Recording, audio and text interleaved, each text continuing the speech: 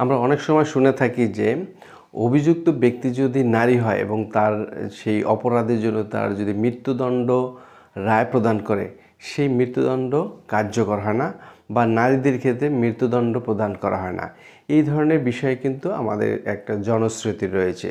তো আজকে এই ভিডিওতে আপনাদের সাথে শেয়ার করব আসলে কি নারীদের মৃত্যুদণ্ড হয় কি না, এবং যদি না হয়ে থাকে সেটা কোন আইনের ক্ষমতা বলে সেই অভিযুক্ত নারী বা মৃত্যুদণ্ডপ্রাপ্ত নারী রক্ষা পেতে পারে, সে বিষয়ে আজকে শেয়ার করব। ভিউয়ার্স, অপরাধের দায়ে মৃত্যুদণ্ডপ্রাপ্ত ব্যক্তি যদি নারী হয় এবং সেই নারী যদি গর্ভবতী হয়, তাহলে কিন্তু হাইকোর্ট তার সেই মৃত্যুদণ্ডটাকে স্থগিত করতে পারে। তো এই ক্ষেত্রে কিন্তু অভিযুক্ত বা মৃত্যুদণ্ডপ্রাপ্ত ব্যক্তিকে বা নারীকে একটা প্রমাণ করতে হবে যে সে গর্ভবতী।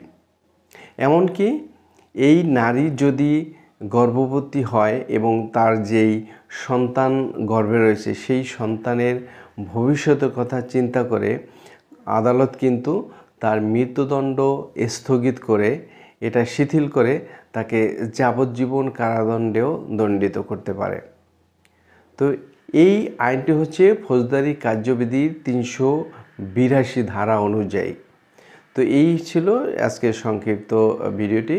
তো ভিউয়ার্স, এই বিষয়ে যদি আপনাদের কমেন্টস করা থাকে বা জানার থাকে, অবশ্যই কমেন্টস করে জানাবেন। ভালো থাকবেন। Thank you.